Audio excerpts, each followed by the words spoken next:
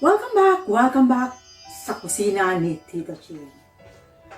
Kung bago ka lang dito sa channel ko, please hit the subscribe button and smash that notification bell para lagi po kayong updated sa mga videos na i-upload ko. Good morning mga kakitchen! Welcome back to Tita Ching YouTube channel.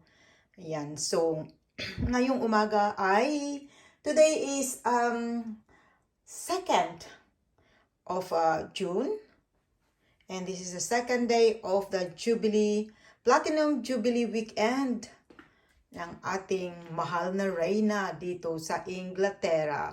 So ngayon ay gagawa ako ng inangit ang tawag. It's for me parang bibingka kumbaga, or suman sa suman.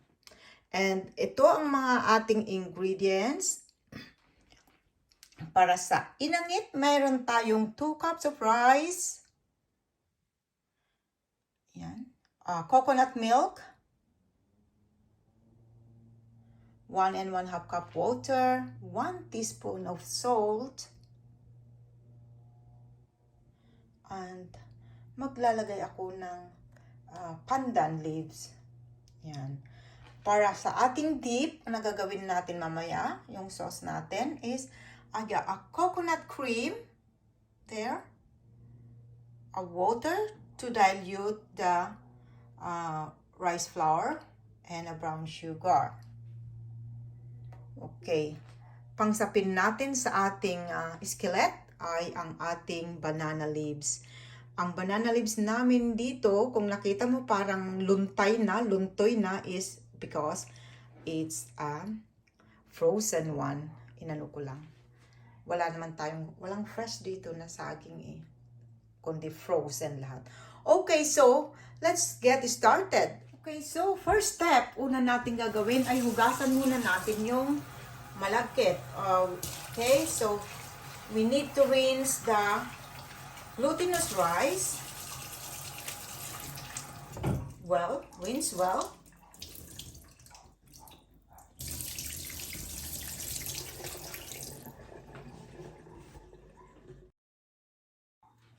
Okay, so na-rinse na natin. So we then drain it well. Yan.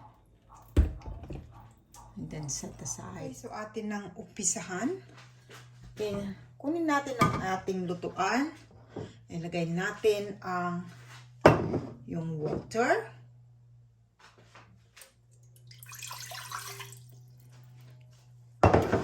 At idagdag na rin natin yung ating coconut, yung gata. Gusto kong makuha lahat, sayang. Ayan. Mix natin. Mix well. At natin ng pakukuluan. We'll check. Okay. So, kumukulo na siya. Ayan, naamoy ko na yung pandan. Okay. So, ilagay na rin natin yung ating salt. Ayan. Ayan.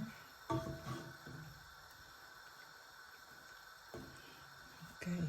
So, bago ko ilagay yung ating glutinous rice, yung glutinous rice, tanggalin ko muna itong ating pandan. Ayan.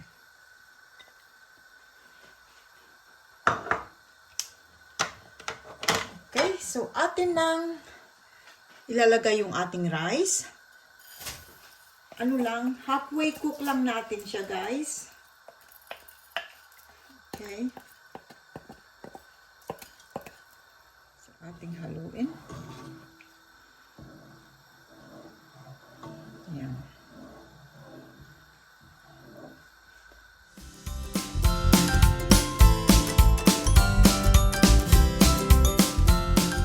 Okay, so ganyan lang guys, par cook. So, partially cook lang.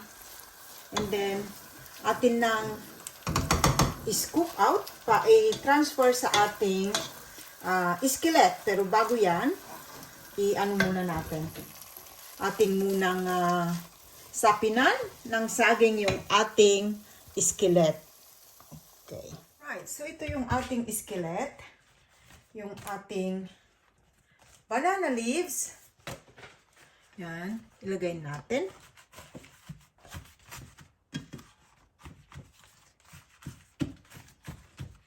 Yan.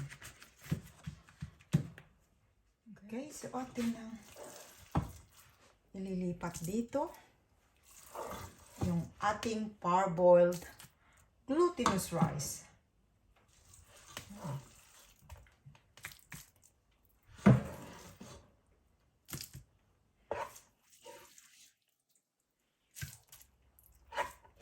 Kung wala kayong skillet, guys, kahit yung wok na lutuan. Oh. Sayang yun ah.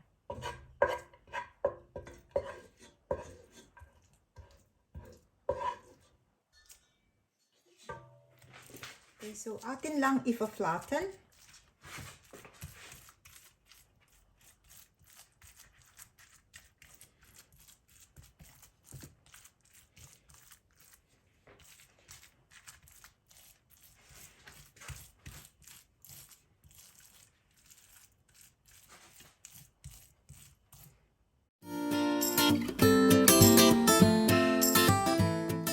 Ayan, flatten na siya. So, next natin gagawin is tatakpan natin din ng dahon ng leaves.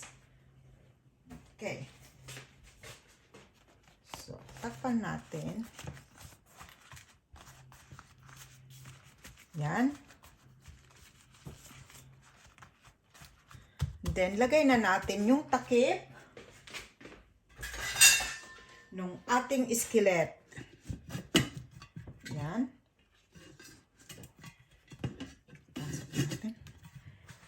Okay. Ngayon, akin nang sasaksak yung ating skillet. Ito.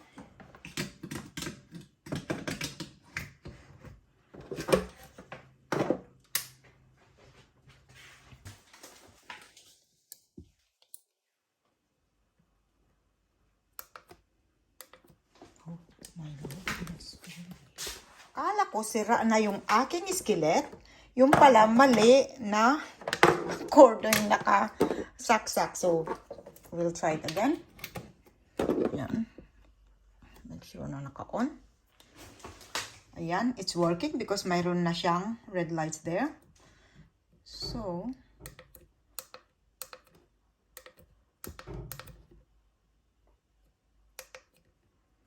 okay. Lagay ko ng siguro 120. Yan.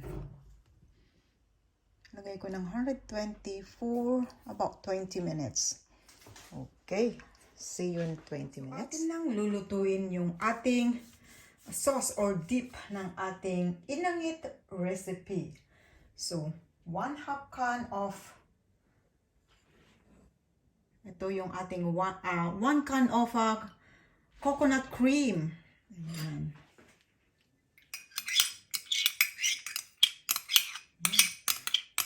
Simutin natin. Sayang. Okay. And then, yung ating brown sugar, ihahalo na rin natin. Yan. So, i-dissolve natin.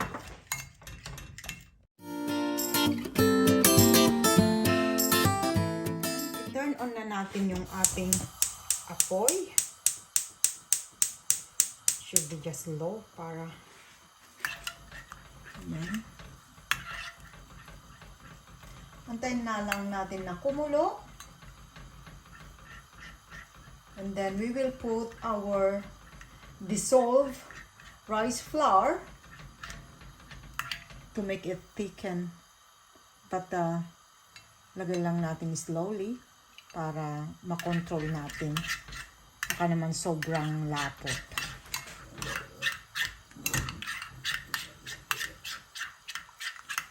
So, ayan, kumukulo na siya. So, ilagay ko na yung ating dissolved rice flour. Pero unti-unti ko lang para makontrol natin yung lapot.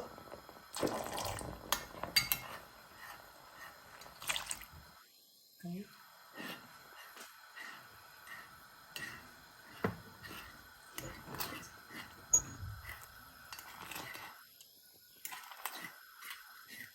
Ayan.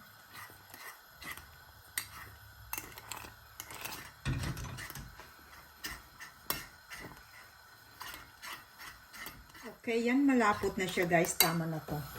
Turn off na natin. Ayan. So, mayroon na tayong dip sa ating inangit. Hindi ko inilagay lahat guys kasi parang sobrang malapot.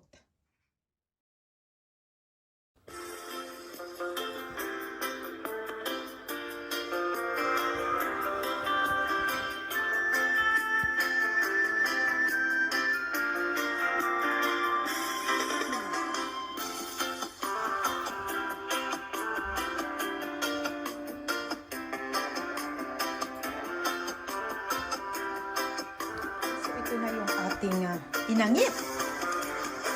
Gawin natin is hiwa-hiwa, i-slice na natin. Yan.